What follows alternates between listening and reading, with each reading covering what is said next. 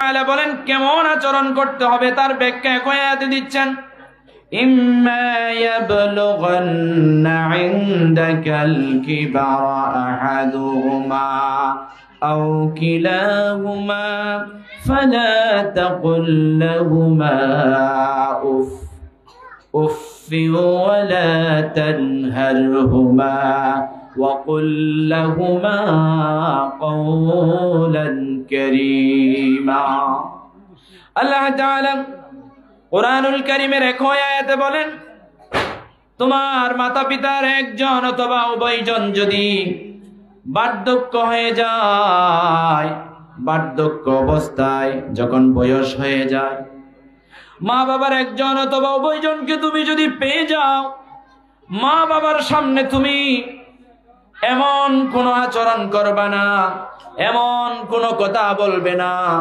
যে শব্দটা কষ্টের শব্দ, কষ্টের বাক্য। উফ শব্দটাও যেন না করো। আল্লাহ তাআলা বলেন ফালা তাকুল লাহুমা উফ। পিতামাতার সামনে পিতামাতার আচরণে কষ্ট পেয়ে কিংবা দুনিয়ার কোনো চাহিদা পূরণ করতে গিয়ে কিংবা তুমি তোমার নিজের কারণে পিতামাতার সামনে উফ শব্দটাও বলা যাবে না, উফ শব্দটাও বলা যাবে না।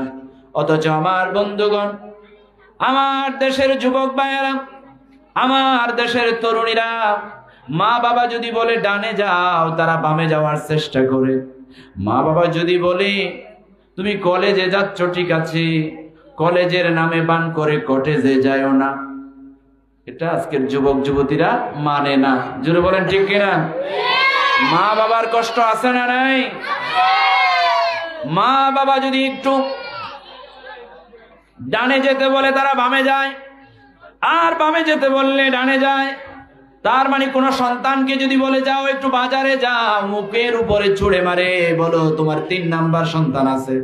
তোমার মেজো ছেলেকে বলো, তোমার ছোট ছেলেকে বলো আমার সময় নাই। যে কোনো কাজে যখন কোনো মা বাবা সন্তানদেরকে কোনো আদেশ করে, ওই আদেশ এমন ভাবে পালন করতে হবে মা বাবা যেন সন্তুষ্ট হয়ে যায়। জুড়ে বলেন ঠিক কিনা? মা বাবার কথার কারণে কিংবা নিজের কোনো কারণে, কোনো কারণবশত মা বাবার সামনে উফ শব্দটাও বলা যাবে না। যেখানে উফ শব্দটা বলা নিষেধ, কষ্টের শব্দটা উচ্চারণ করা মা বাবার সামনে নিষেধ, সেখানে ونستعينه ونستغفره ونؤمن به ونتوكل عليه ونعوذ بالله من شرور أنفسنا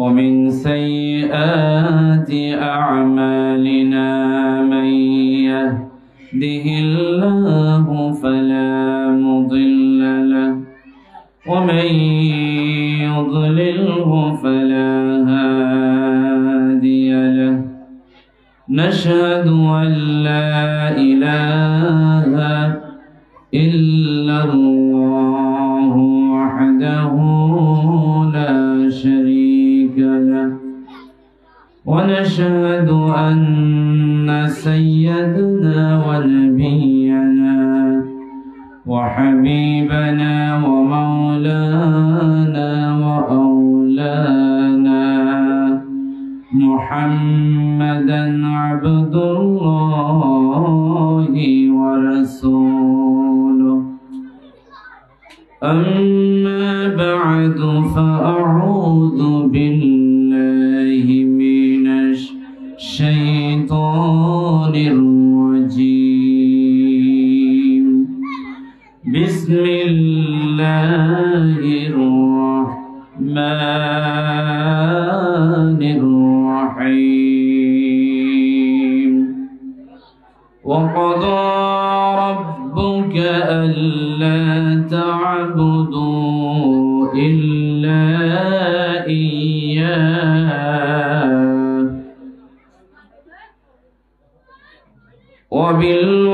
وبالوالدين إحسانا إما يبلغن عندك الكبر أحدهما أو كلاهما فلا تقل لهما أف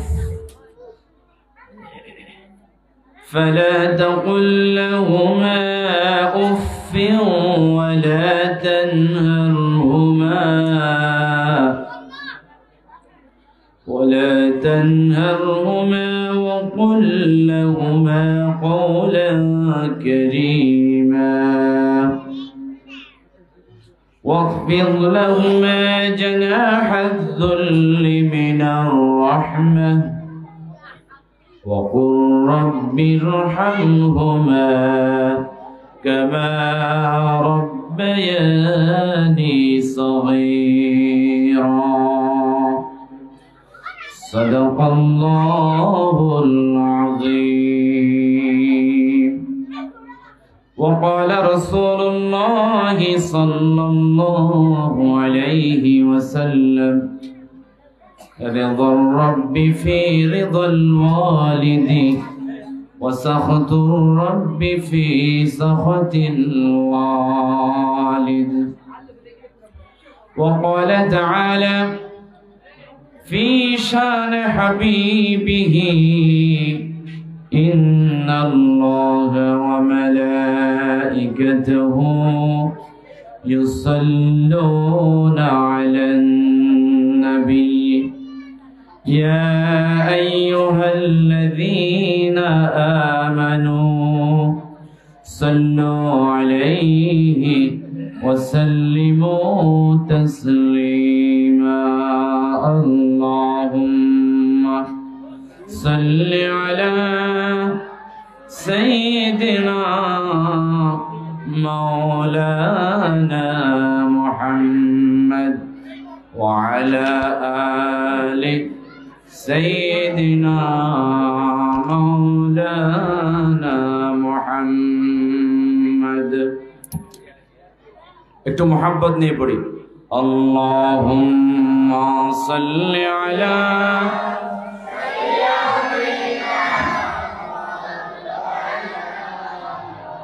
ওয়া আলা আলি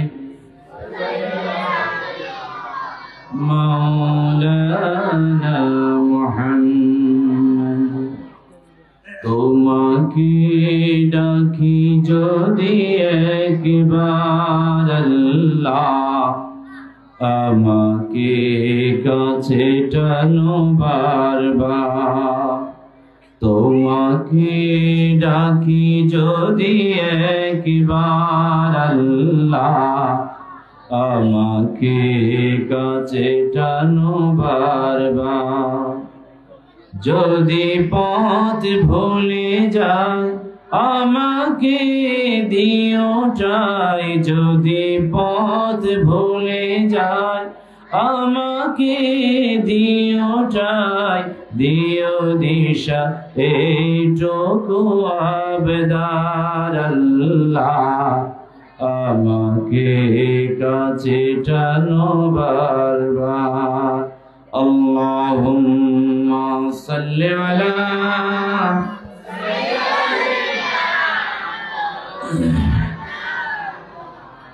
ওয়া আলা আলি মাওলানা। তাহাজ্জুদে যাই না মাঝে তাহাজ্জুদের যায় না মাঝে মরণ দিও প্রভু আমার। ইকামতে দ্বীনের পথে কবুল করে নিও আমায়। আল্লাহুম্মা সাল্লি আলা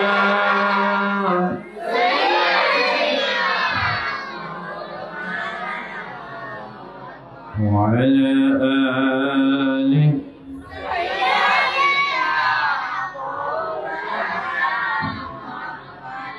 بلغ العلا بكماله كشف الدجى بجماله حسنت جميع خصاله صلوا عليه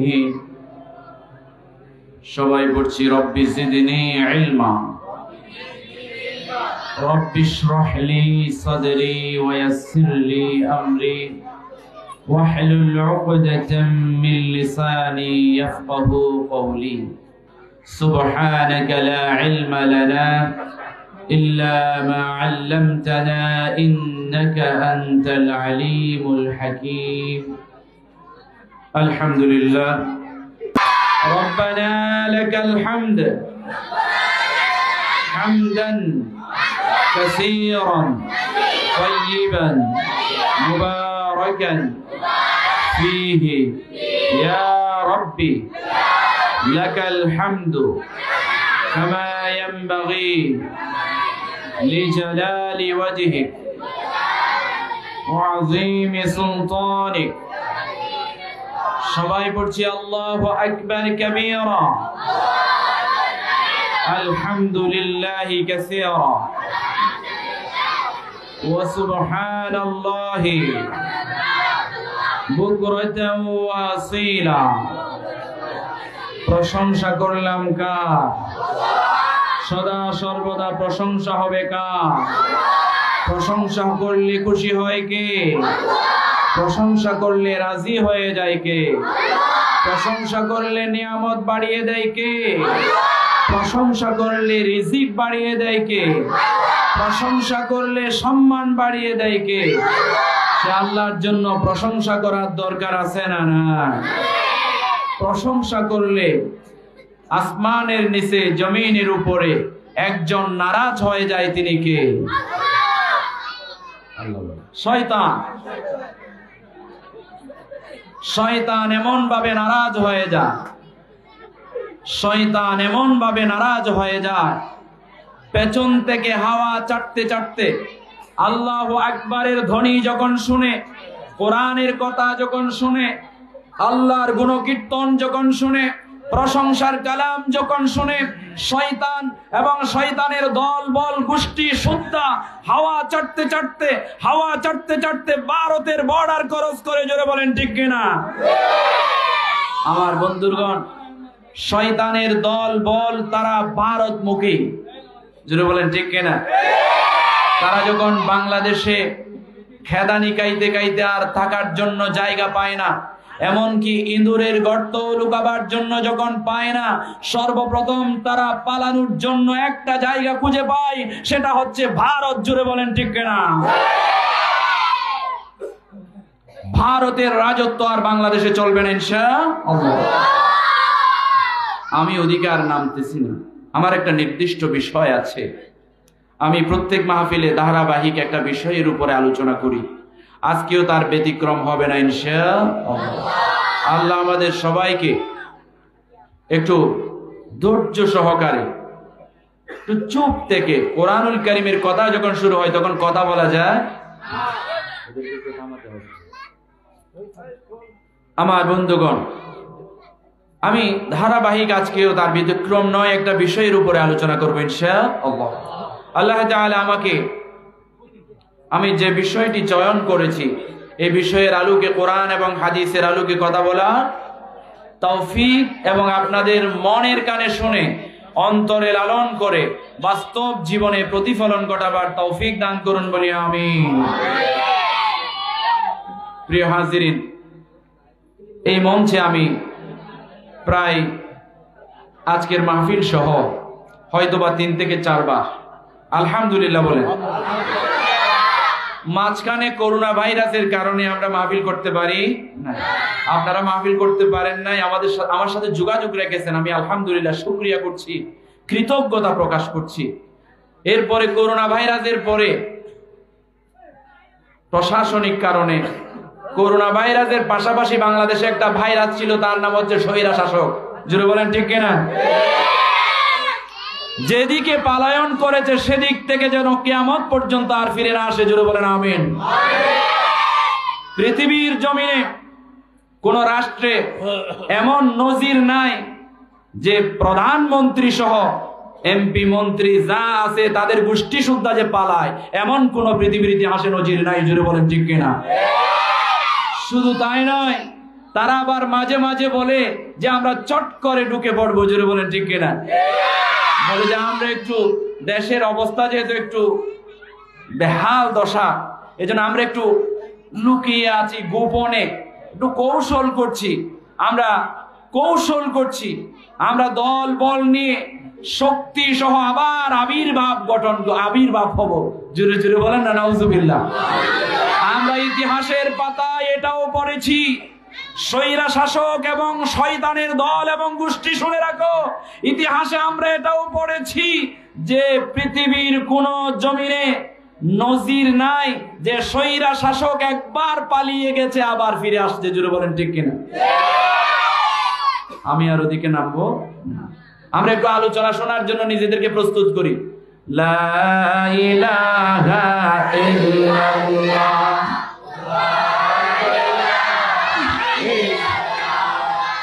লা ইলাহা ইল্লাল্লাহ, লা ইলাহা ইল্লাল্লাহ, লা ইলাহা ইল্লাল্লাহ, লা ইলাহা ইল্লাল্লাহ, লা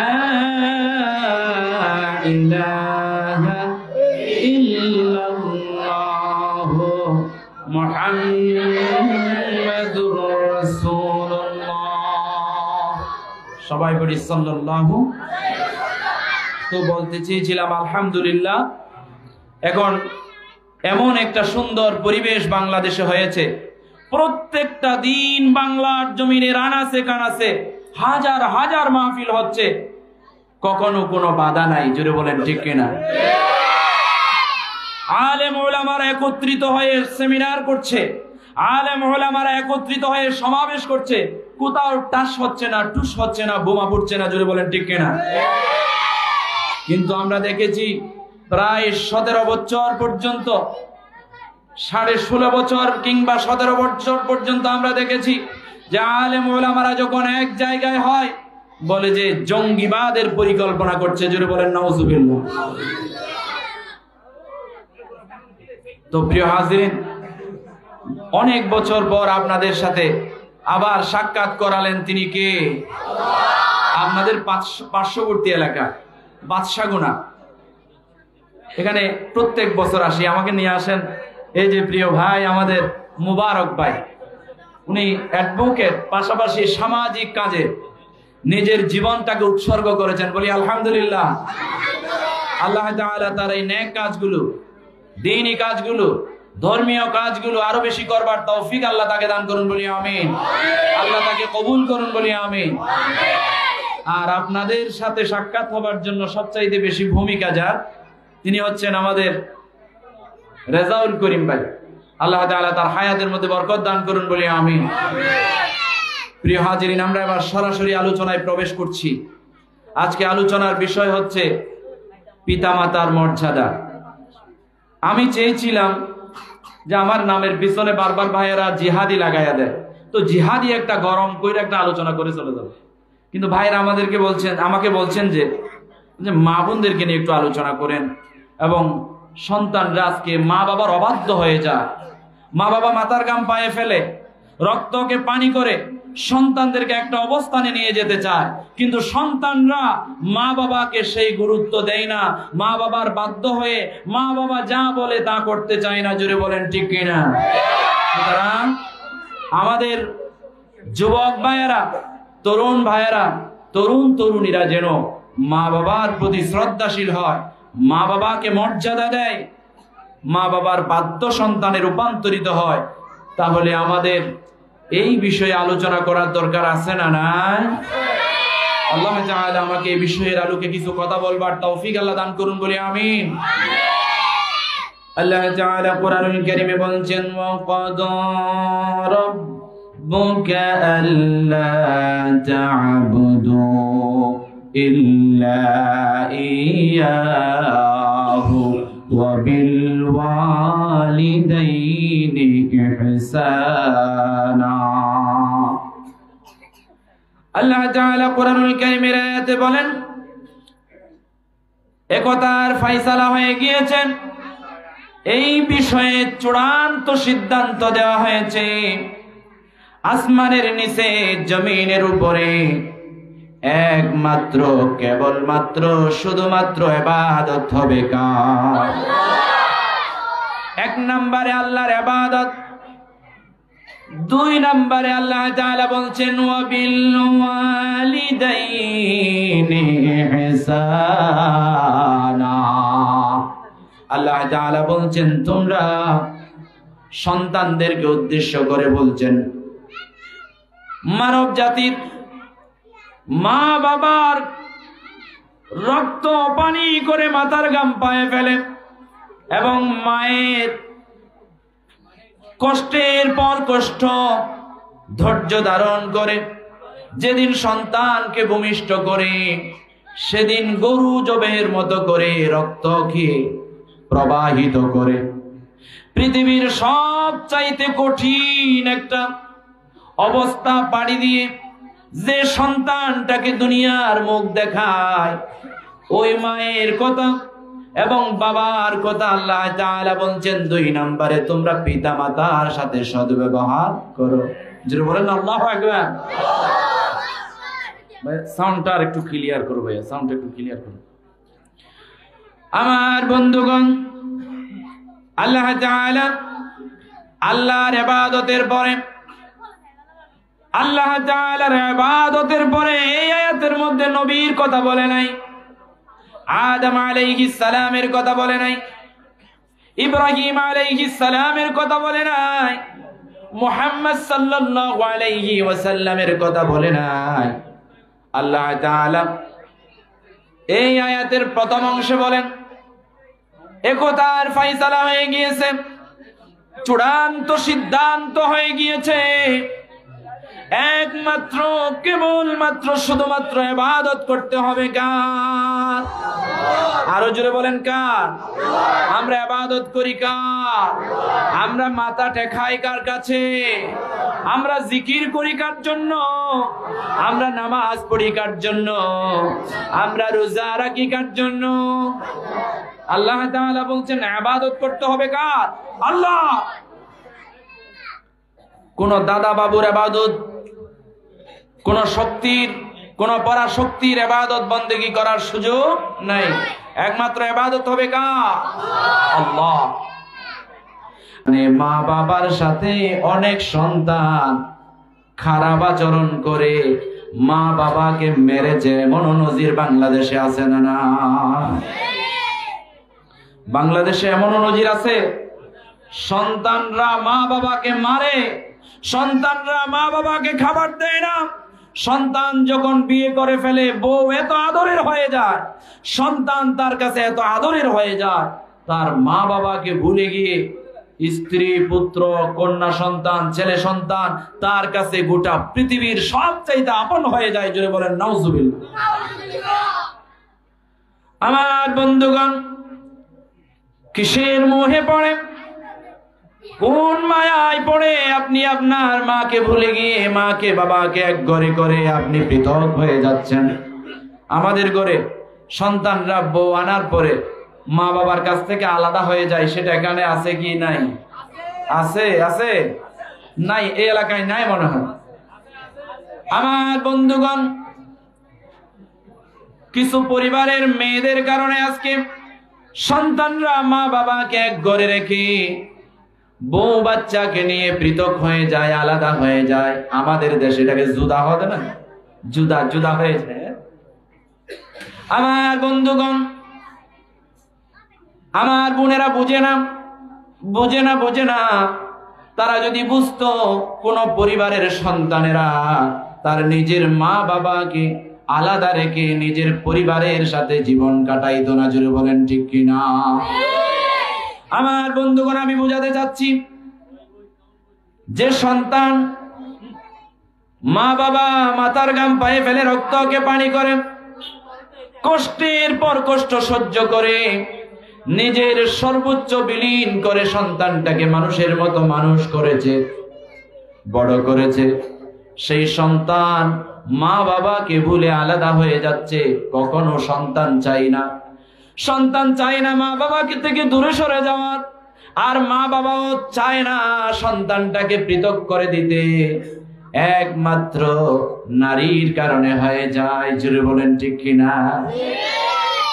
তো আমি আমার মা বোনদেরকে বলতে চাই, একটু চিন্তা করে দেখেন, যে মা বাবার কারণে আপনি সুন্দর একটা হাজবেন্ড পেয়েছেন, যে মা বাবার কারণে আপনি স্বামী পেয়েছেন, যে মা বাবার কারণে আপনি মনে করছেন আপনার স্বামীকে নিয়ে আলাদা থাকলে একটু রোমান্টিকতার জীবন যাপন করবেন, সেই রোমান্টিক স্বামীটাকে কার উসিলায় পেয়েছেন একটু মনে করার দরকার আছে না? না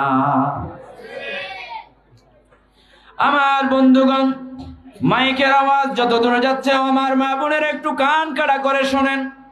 আজকে আপনি আপনার স্বামীকে বাধ্য করেছেন স্বামীর মা বাবার কাছ থেকে পৃথক হয়ে যাওয়ার জন্য, অথবা আপনার আচরণের কারণে, আপনার চাহিদার কারণে, আপনার কারণেই যদি আপনার স্বামী আপনার শ্বশুর শাশুড়িকে বাদ দিয়ে পৃথক হয়ে আপনার সাথে জীবন যাপন করে, তাহলে মনে রাখবেন, আপনি যেদিন শ্বশুর শাশুড়ি হবেন, আপনি যেদিন শাশুড়ি হবেন, সেদিন আপনার সন্তানেরা আপনাকে রেখে আলাদা করে পৃথক হয়ে আলাদা করে থাকবে স্বামীকে নিয়ে। জুড়ে বলেন ঠিক কিনা?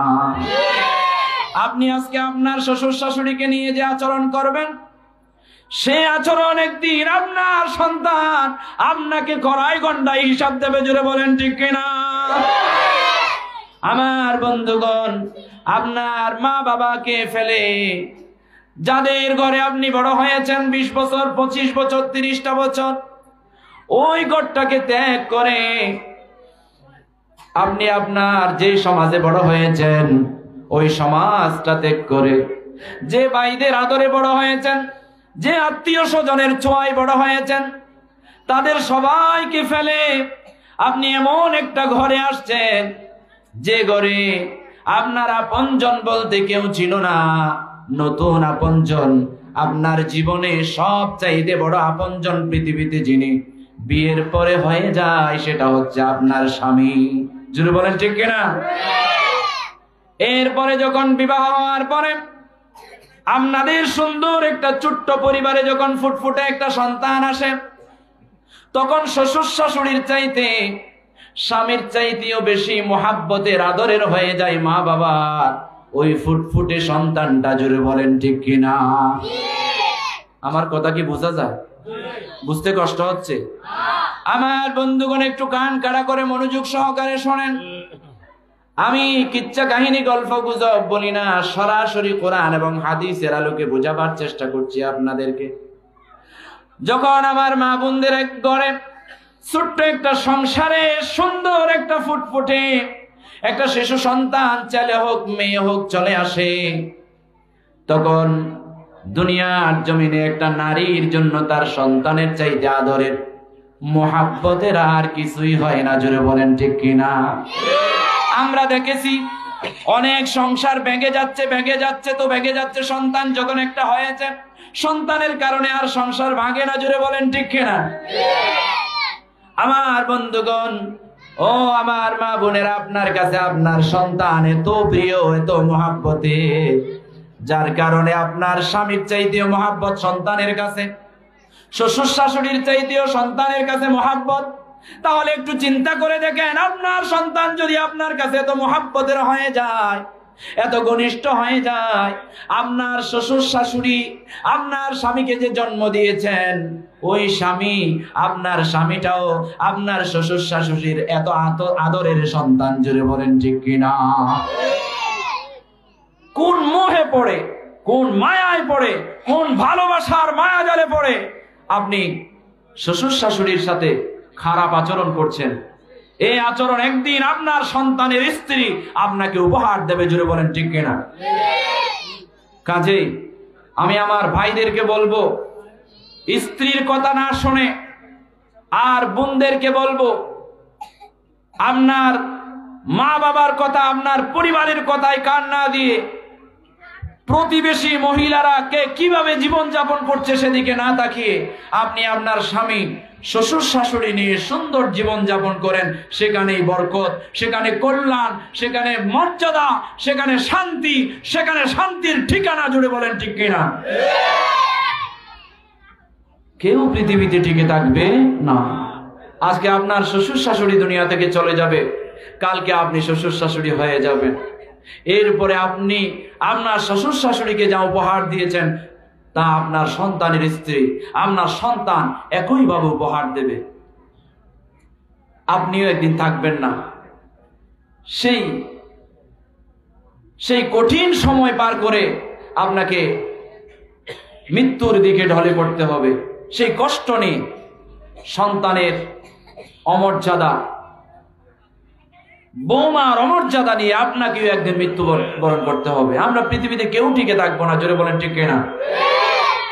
একদিন মাটির ভেতরে হবে ঘর, রে মন আমার কেন বাঁধো দালান ঘর, রে মন আমার কেন বাঁধো দালান ঘর। প্রাণ পাখি উড়ে যাবে পিঞ্জর ছেড়ে, দহর দাম সবই রবে তুমি যাবে চলে। প্রাণ পাখি উড়ে যাবে পিঞ্জর ছেড়ে, দহর দাম সবই রবে তুমি যাবে চলে। বন্ধু বান্ধব যত মাতা পিতা তারা শোধ, বন্ধু বান্ধব যত মাতা পিতা তারা শোধ, সকলই হবে তোমার পর, রে মন আমার কেন বাঁধো দালান ঘর, রে মন আমার কেন বাঁধো দালান ঘর। দেহ তোমার চর্ম চর গলে পচে যাবে, শিরা উপশিরা গুলি ছিন্ন ভিন্ন হবে। জুড়ে বলেন ঠিক কিনা? দেহ তোমার চর্ম চর গলে পচে যাবে, শিরা উপশিরা গুলি ছিন্ন ভিন্ন হবে।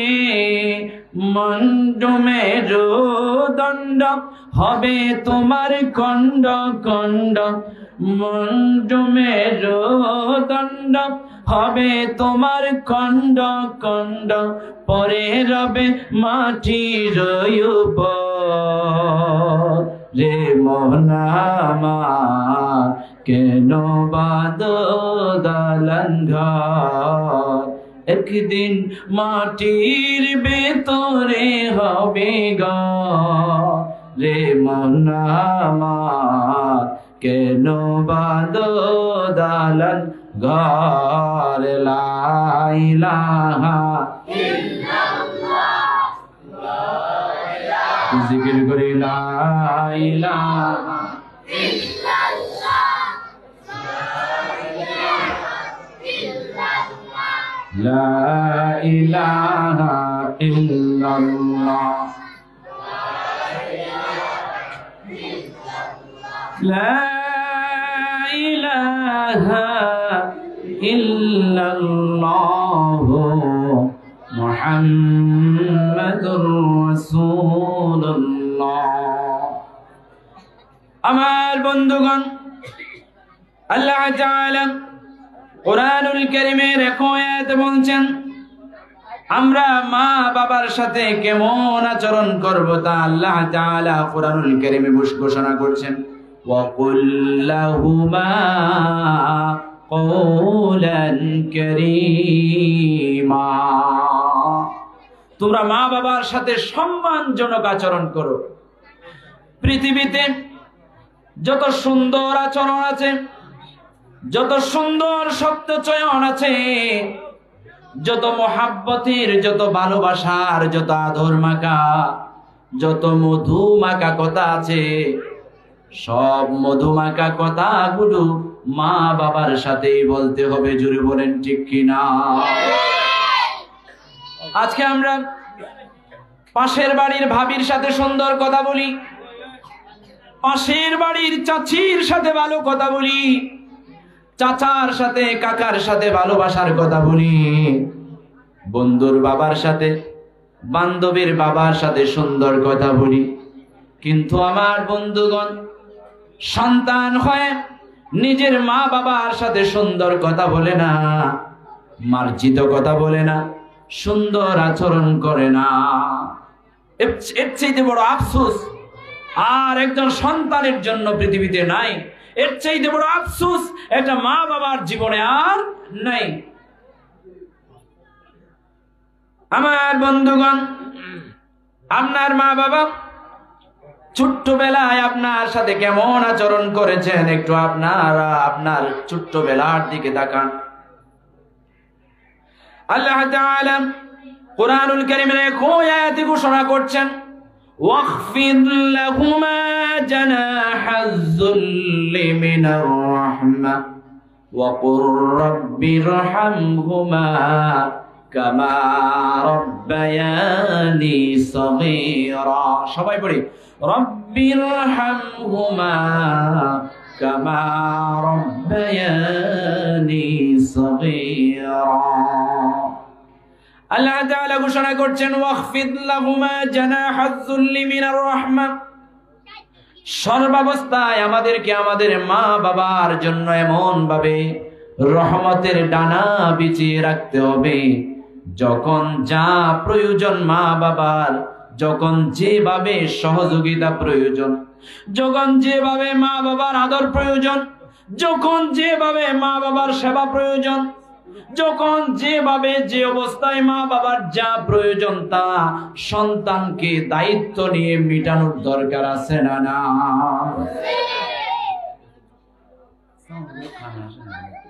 একটা সাউন্ড যদি ভাই একটা সাউন্ড আমার কানের দিকে দাও দূর থেকে, আমি তো সাউন্ড পাচ্ছি না। আলোচনা করার সময় আগে আমার কানে সুন্দর বাবা আওয়াজটা আসতে হবে।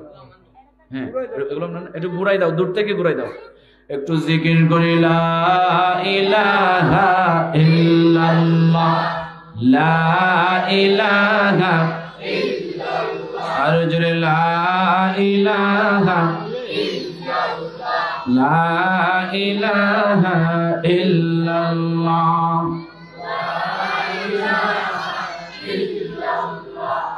লা ইলাহা।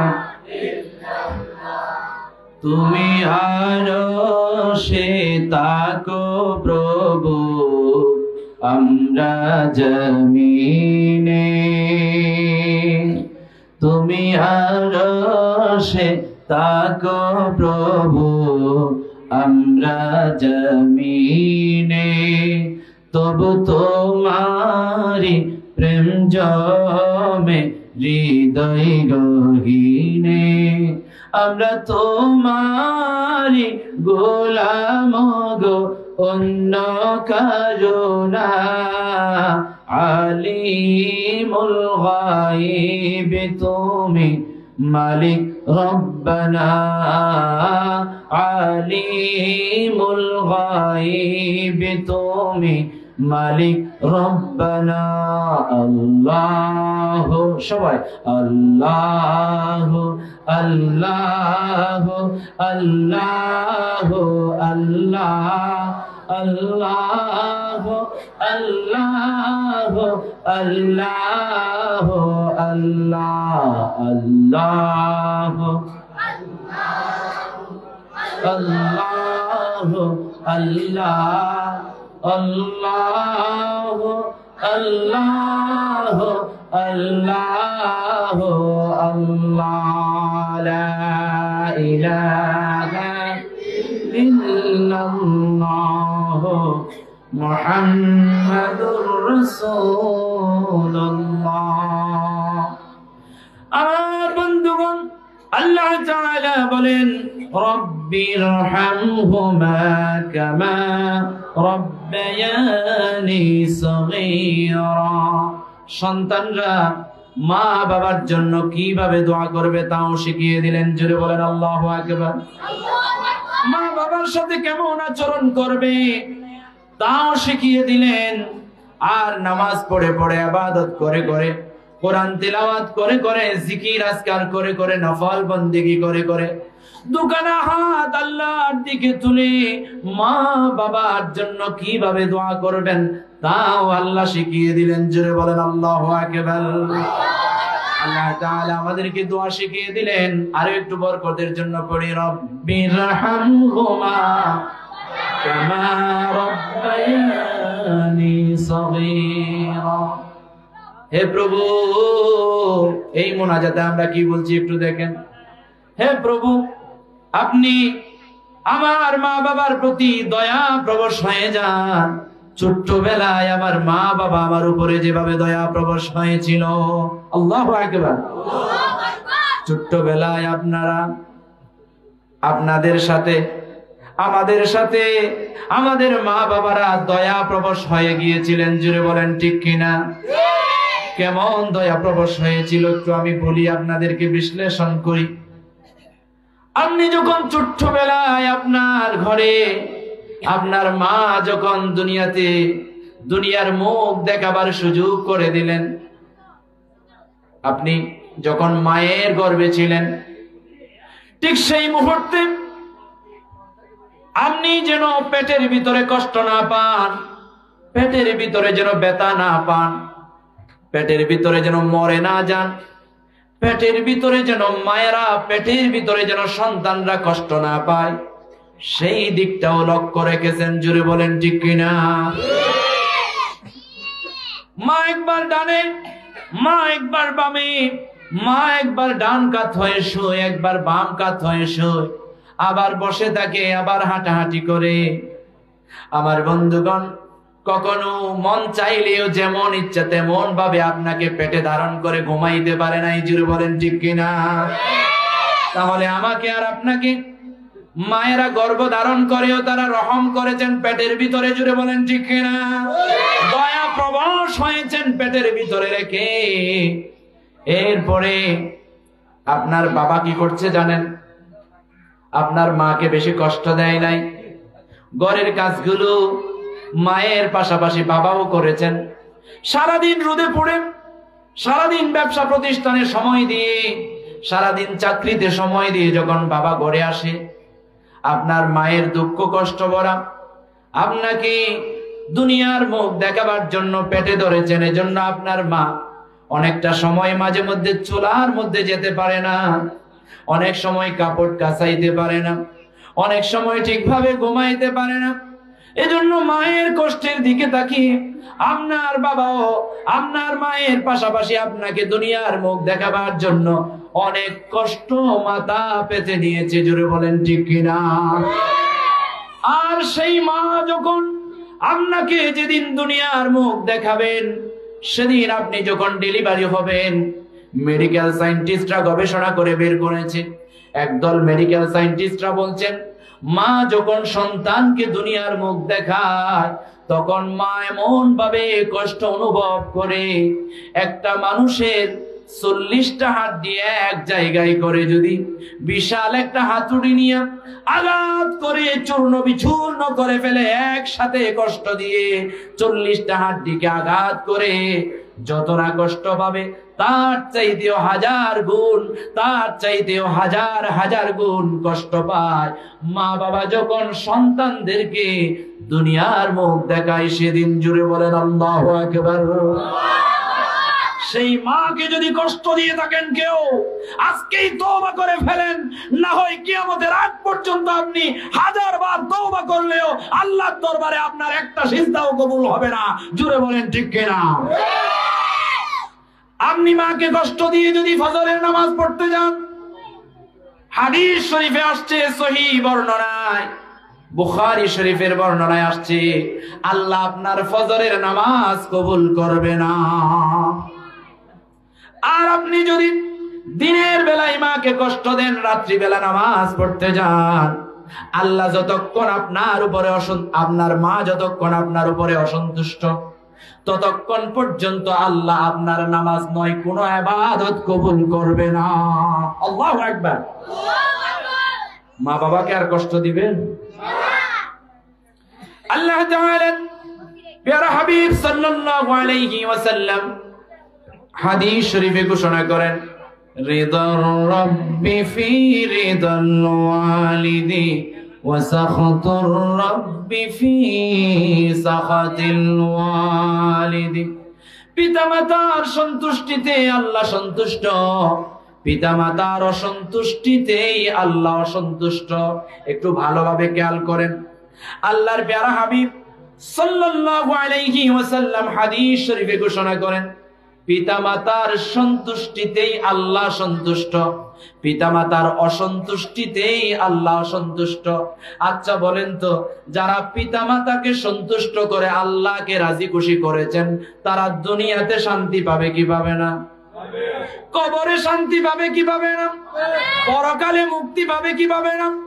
মা বাবাকে কদর করার কারণে, মা বাবাকে মর্যাদা দেওয়ার কারণে আল্লাহ তাআলা ওই সন্তানগুলোকে দুনিয়াতেও কামিয়াবি দান করে, পরকালেও জান্নাত দান করে। জোরে বলেন ঠিক কিনা?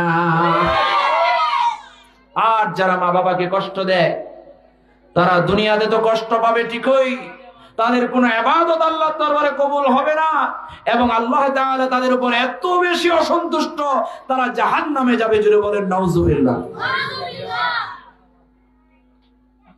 তাদের জন্য জান্নাত হারাম হয়ে যায়। ইন্নাল্লাহা হাররামা আলাইকুম উকুকাল উম্মাহাত। আল্লাহর প্যারা হাবিব সাল্লাল্লাহু আলাইহি ওয়াসাল্লাম হাদিস শরীফে ঘোষণা করেন, নিশ্চয় পিতামাতার অবাধ্যতা আল্লাহ তাআলার প্যারা হাবিব বলছেন হারাম ঘোষণা করা হয়েছে। সুবহানাল্লাহ বলেন। পিতামাতার অবাধ্যতা আল্লাহ তাআলা ঘোষণা করেছেন, প্যারা হাবিব ঘোষণা করেছেন, এটা হারাম। তাহলে নাজায়েজ কোন সন্তান কখনো মা বাবার আচরণ যেমন হোক না কেন পিতামাতাকে কষ্ট দেওয়া যাবে না। আমার বন্ধুগণ, আল্লাহ তাআলা কুরআনুল কারীমে ঘোষণা করেন, রব্বিরহামহুমা কামা রাব্বায়ানি সগীরা। এই জায়গায় আমি আসছিলাম। আমরা প্রত্যেকদিন দোয়া করি, প্রত্যেক সন্তানের উচিত প্রত্যেকটা মুনাজাতে তার মা বাবাকে মুনাজাতে শামিল করা। আমি মনে করি প্রত্যেকটা মুনাজাত যদি আপনি আল্লাহর দরবারে কবুল করাতে চান, কয়েকটা জিনিস আপনি এখানে অ্যাড করবেন। পারবেন তো ইনশাআল্লাহ? এক নম্বরে মুনাজাতে আপনি আল্লাহর প্রশংসা করবেন। দুই নম্বরে মুনাজাত করার আগে পারলে কোরআন তিলাওয়াত করবেন। এরপরে মুনাজাতের পূর্বে বেশি বেশি আপনি দরুদ শরীফ পড়ার চেষ্টা করবেন। তিন নম্বরে যেটা করবেন সেটা হলো মুনাজাতের ভিতরে বেশি বেশি মা বাবার কথা আল্লাহর দরবারে আপনি দরখাস্ত দেবেন। মা বাবা যদি বেঁচে থাকে আপনি বলবেন, ওগো আমার প্রভু, আমার জনম দুঃখী মা বাবা আমার সুন্দর একটা অবস্থান দেখার জন্য কতই না কষ্ট করেছেন, দুনিয়ার মুখ দেখাবার জন্য, এই পৃথিবীতে শান্তিতে থাকার জন্য মা বাবা কতই না কষ্ট করেছেন। আল্লাহ, আয় আল্লাহ, আমার মা বাবাকে তুমি হায়াতে তয়্যিবা দান করো। জুড়ে বলেন আমিন। আর মা বাবার সুস্থতা কামনা করবেন, মা বাবার প্রতি যেন আল্লাহ তাআলা দয়া প্রবশ হয় এই দোয়া করবেন। আর মা বাবা যদি দুনিয়া থেকে বিদায় হয়ে যায়, মা বাবার জন্য বেশি বেশি দোয়া করার দরকার আছে না নাই? এই বিষয়ে পরে আলোচনা আসতেছে ইনশাআল্লাহ। আমার বন্ধুগণ, এই যে মা বাবা আমার আর আপনার প্রতি দয়া প্রবশ হয়, রহম করম করেছেন ছোট্টবেলায়, একটু চিন্তা করে দেখেন, আপনি যখন ছোট্ট ছিলেন আপনার মা বাবার ঘরে ফুটফুটে সন্তান, মহাব্বতের সন্তান, আদরের দুলালি ছিলেন। ঠিক সেই মুহূর্তে আপনার মা রাত্রিবেলায় যখন আপনি আপনার মায়ের বিছানায় পেশাব করে দেন, যেদিকে পেশাব নাই সেদিকে নিয়ে যায়, ওই দিকেও পেশাব করে নষ্ট করে দিয়েছেন। ওই দিক থেকে অন্য জায়গায় নিয়ে যায়। এরকম করতে করতে যখন আপনি পেশাব করে আপনার বিছানাটা নষ্ট করে ফেললেন, মা আপনার মায়ের বুকের মধ্যে আজলে রেখে আপনাকে ঘুম পাড়ানোর চেষ্টা করে, জুড়ে বলেন ঠিক কিনা? এখন আবার আমার মা বোনেরা এখন এত কষ্ট করে না, এখন প্যাম্পাস আছে, জুড়ে বলেন ঠিক কিনা? প্যাম্পাস পরাইয়া দিলে হয়। কিন্তু আমাদের মায়েরা, আমাদের বোনেরা, আগেকার যুগের মহিলারা আমাকে আপনাদেরকে জন্ম দিয়ে যে কষ্ট করেছেন, তার হাজার হাজার কষ্টকে এক জায়গায় করলে ওখান থেকে বিন্দু পরিমাণ কষ্ট এই যুগের মেয়েরা করতেছে না, জুড়ে বলেন ঠিক কিনা?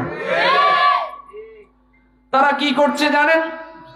আপনার যখন ঘুম ভেঙে গেল, ঘুম ভাঙার পরে আপনাকে ঘুম পাড়ানোর জন্য যেই মা ছোট্টবেলায় মা বাবার ঘরে, যেই মা আপনাকে যখন জন্ম দেয় নাই, আপনার মায়ের যখন বিয়ে হয় নাই, তখন রাতের অন্ধকারে আপনার মা ভয়ে বাথরুমে ঢুকতো না, ভয়ে ঘরের দরজা খুলে বের হতো না।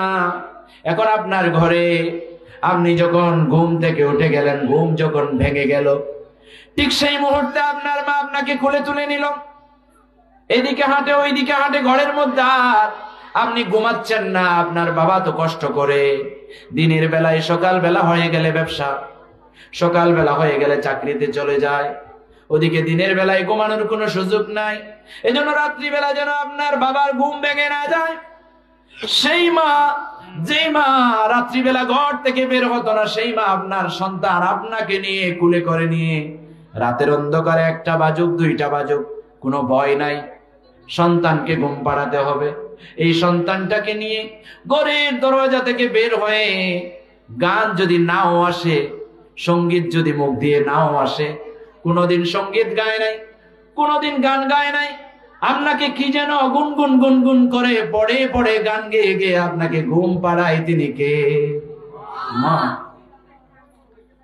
শুধু তাই নয়, আপনি ঘুমানোর সময় এমন ভাবে আপনাকে মা পাশে রেখে ঘুম পাড়ায় যেন অন্যজন এসে কেউ ছাপ দিয়ে আপনি যেন ব্যথা অনুভব না করেন। তিনি আরো চিন্তা করে ডাক্তারের কাছে নিয়ে যাওয়ার সময় রিকশায় অথবা টমটমে অথবা সিএনজিতে করে নিয়ে গেলেন, কোথাও যেন আপনার মাথাটা লেগে না যায়, কোথাও যেন বাতাস না লাগে, কোন আঁচড় যেন আপনার শরীরে না পড়ে। ঠিক সেভাবে ডিমের ভিতরে কুসুম যেমন নিরাপদ, ঠিক তেমনি ভাবে মায়ের কোলে, মায়ের বুকে সন্তানটাও নিরাপদ রাখেন, সেই হলো মা। জুড়ে বলেন ঠিক কিনা? সেই মা জননী গুলোরে, আমার মা বোনদেরকে আল্লাহ তাআলা হায়াতে তয়্যিবা দান করুন বলি আমিন। আল্লাহ তাআলা সুস্থতার দৌলত দান করুন বলি আমিন। আর যে সমস্ত মা বাবারা দুনিয়া থেকে বিদায় হয়ে গেছেন, জনম দুঃখী মা বাবা, তাদের কবরগুলোকে জান্নাতের টুকরা বানিয়ে দিন বলি আমিন। একটু জিকির করি লা ইলাহা ইল্লাল্লাহ, আর জোরে লা ইলাহা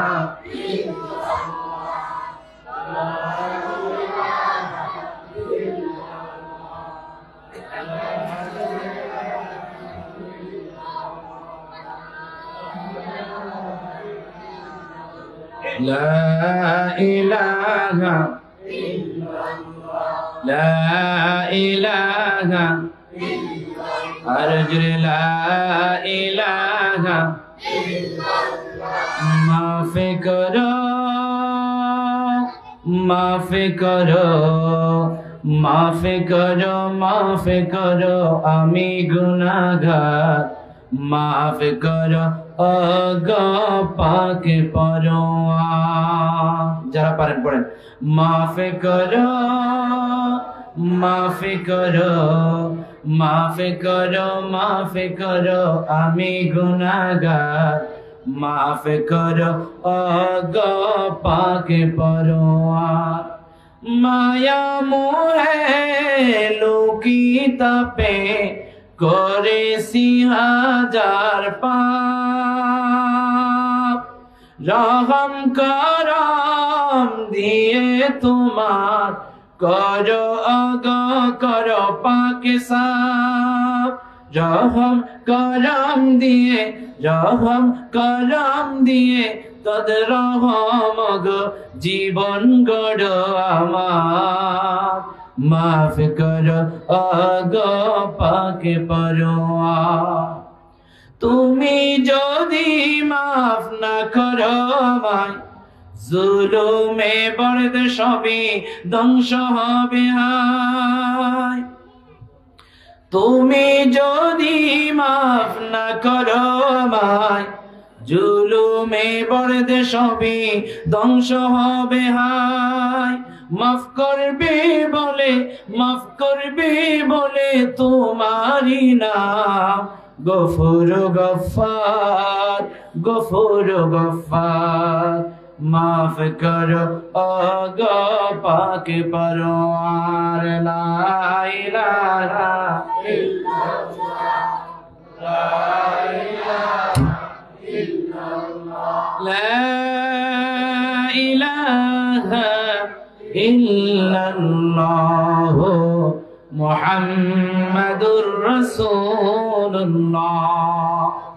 আমার বন্ধুগণ, আজকে কোন বিষয়ে আলোচনা হচ্ছে জানা আছে? পিতামাতার মর্যাদা। আমরা পিতামাতাকে মর্যাদা দিতে রাজি আছি না নাই? পিতামাতাকে যে যত বেশি মর্যাদা দিবে তার জীবন দুনিয়াতে তত বেশি সুন্দর হবে ইনশাআল্লাহ, এবং পরকালীন মুক্তি তার জন্য অবধারিত হবে ইনশাআল্লাহ। আমার বন্ধুগণ, আল্লাহর প্যারা হাবিব সাল্লাল্লাহু আলাইহি ওয়াসাল্লাম ঘোষণা করেন,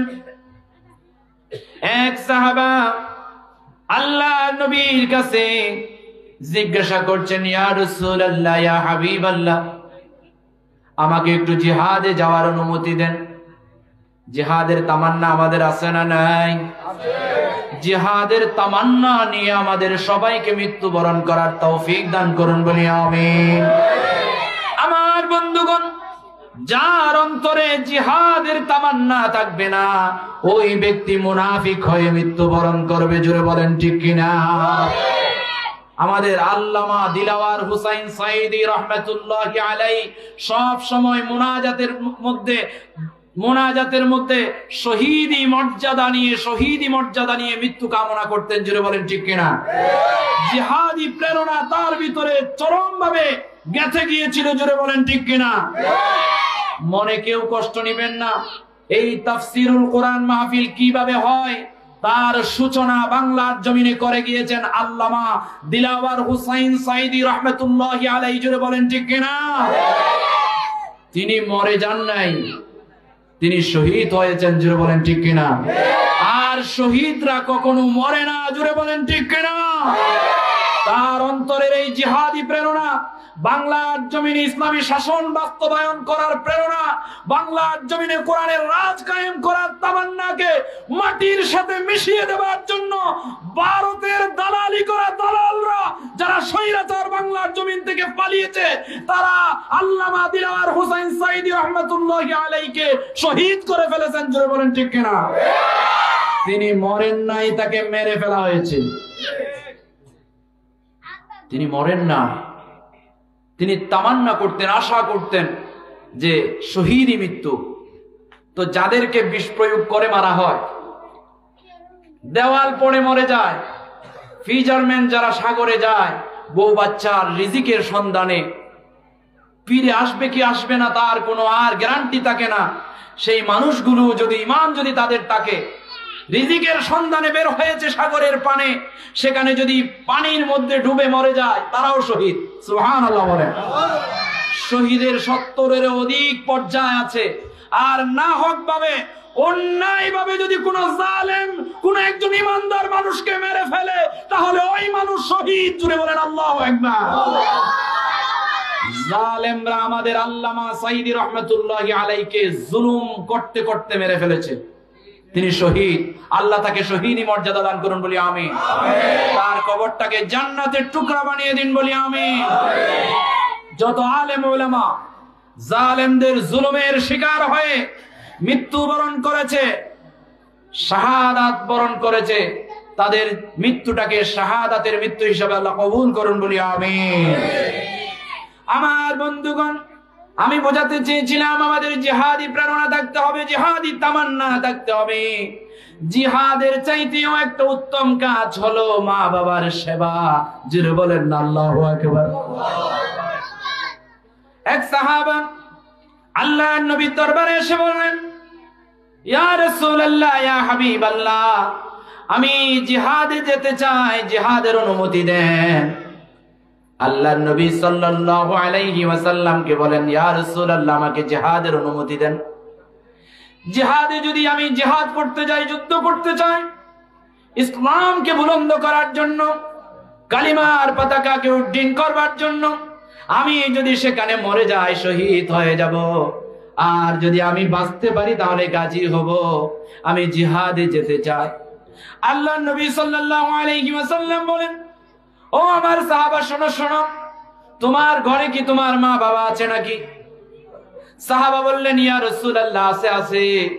আল্লাহর নবী সাহাবাকে উদ্দেশ্য করে বলছেন, যাও যাও, ফাফিহিমা ফাজাহাদা, তুমি তোমার মা বাবার সেবা শুশ্রূষা করো।